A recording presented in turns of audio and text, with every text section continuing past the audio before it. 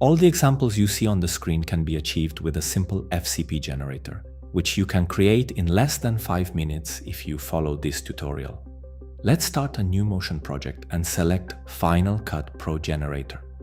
Later in Final Cut, you will be able to change the duration of the generator as needed. But for this particular project, go to Project Properties and change the duration to 100 frames. Our default counter will run from 1 to 100, so this will map nicely onto 1 frame per number. Add a new shape circle. Set the style to no fill and give it a fat outline of at least 50 pixels. In the Geometry tab, set the radius to 250.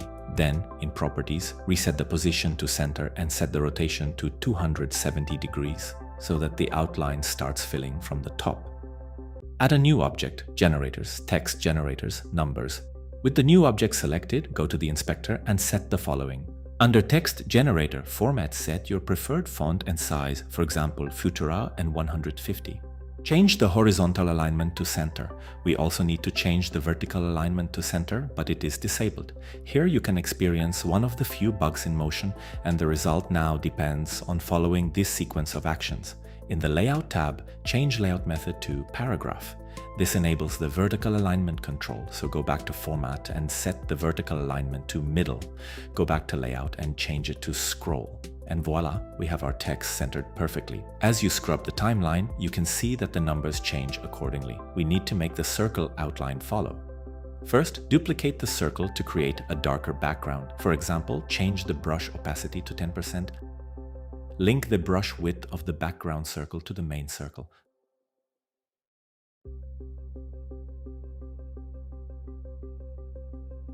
Select the foreground circle and under Style Outline, link the last point offset to the value in numbers.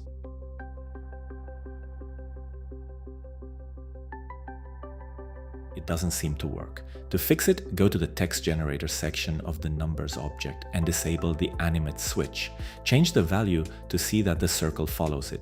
Unfortunately, as you scrub the timeline, you can see that the values no longer change. We could start using keyframes at this stage, but hey, it's Motion, so let's avoid that. Let's add a parameter behavior to numbers instead. There are 2 you could use, rate and ramp. We will use ramp. Set apply to the value in numbers and set the end value to 100. The ramp will give us perfect control over the generator in FCP, so let's publish all the numeric parameters of the ramp.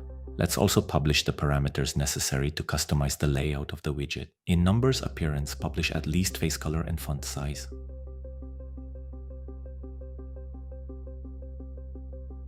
You can double-click any parameter name under Project Published Parameters to give it a more user-friendly name.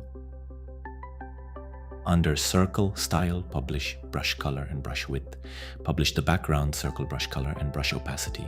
We linked the widths of the 2 circles earlier, so they will stay in sync. You can publish more parameters, but for this tutorial, I will keep them to an absolute minimum. At this stage, we can save the generator, give it a name, choose a category where it can be found in FCP, and optionally select a theme. Let's open Final Cut Pro and start a new project. You can add a background clip, then find the Radial progress generator and drop it onto the timeline. In the Generator Inspector, you can see the published parameters. Let's see how they work. The generator will work at any clip length, but you will need to adjust the start and end offset. I want it visible from 30 seconds to 50 seconds. I want the counter to stay at 0 for 2 seconds, then go all the way up to 100 in 3 seconds, and stay at this value until the end.